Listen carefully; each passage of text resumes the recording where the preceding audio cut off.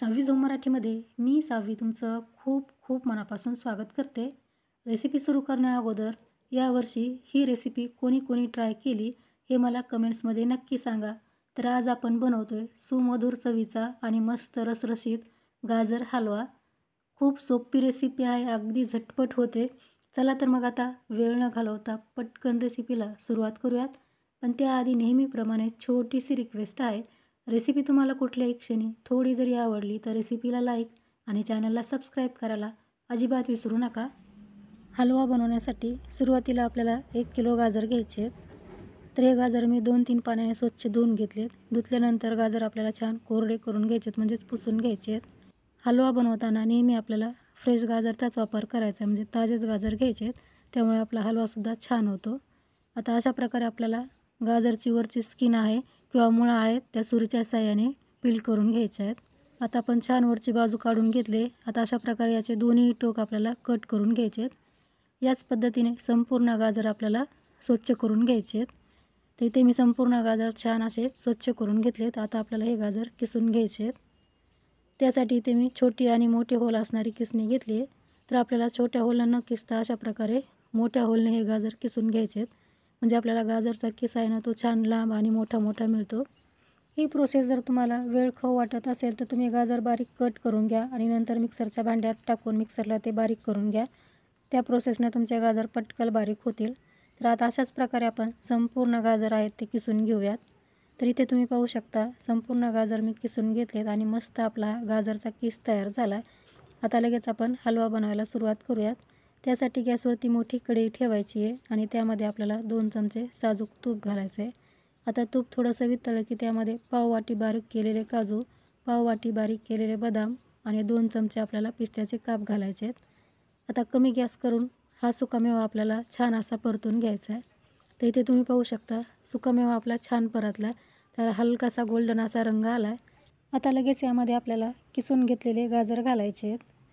संपूर्ण गाजराचा किस यामध्ये घातल्यानंतर आपल्याला फ्लेम आहे ती मीडियम करायची आहे आणि मीडियम गॅसवरती हा गाजरचा किस आपल्याला 10 ते 12 मिनिटे छान असा परतून घ्यायचा आहे. कढई आपल्याला मोठीच ठेवायची आहे, म्हणजे आपल्याला पटकन ही प्रोसेस करता येते. थोडा आपण याला परतलं ना हा किस थोडासा मऊ होतो आणि याची क्वांटिटी थोडी कमी होते. आता आपल्याला हलक्या हाताने हा किस आहे ना तो 10 ते 12 मिनिटे मीडियम गॅसवरती परतून घ्यायचा आहे.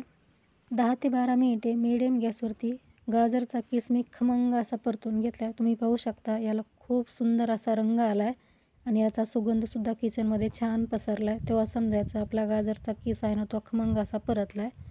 आता लगेच यामध्ये आपल्याला 1 मोठी वाटी दूध घालायचं आहे. तर इथे 1 किलो गाजरसाठी आपल्याला पाव लिटर दूध घालायचं आहे. आता यामध्ये मी 1 वाटी साखर घातली आहे.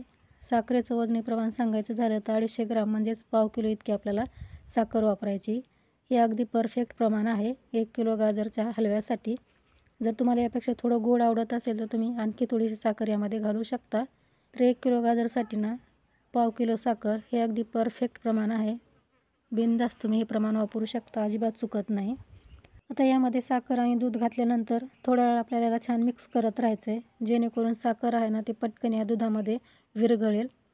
तर इथे तुम्ही पाहू शकता हे मिश्रण आपलं छान तयार झाले. साखरेचं पूर्ण पाणी झालं आहे.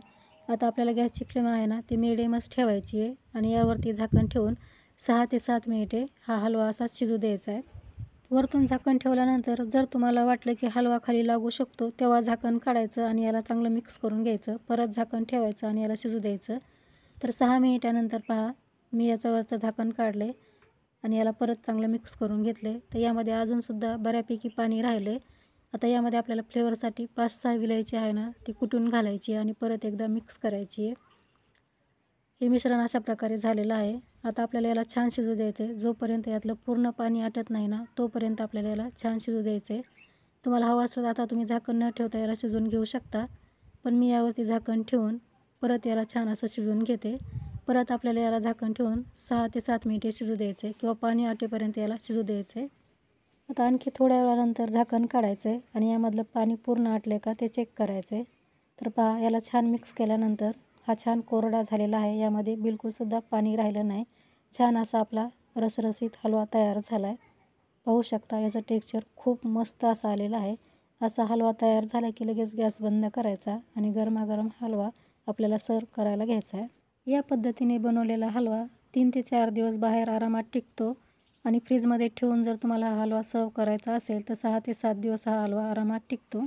किती सोप्या पद्धतीने आपण हा गाजर हलवा तयार केला आहे. अप्रतिम असा तयार झालेला आहे. तुम्हीसुद्धा एकदा ट्राय करा. रेसिपी कशी वाटली हे मला कमेंट्समध्ये नक्की सांगा. रेसिपी तुम्हाला आवडली तर रेसिपीला लाईक, शेअर करा. चॅनलला सबस्क्राईब केलं नसेल तर चॅनलला सबस्क्राईब करा.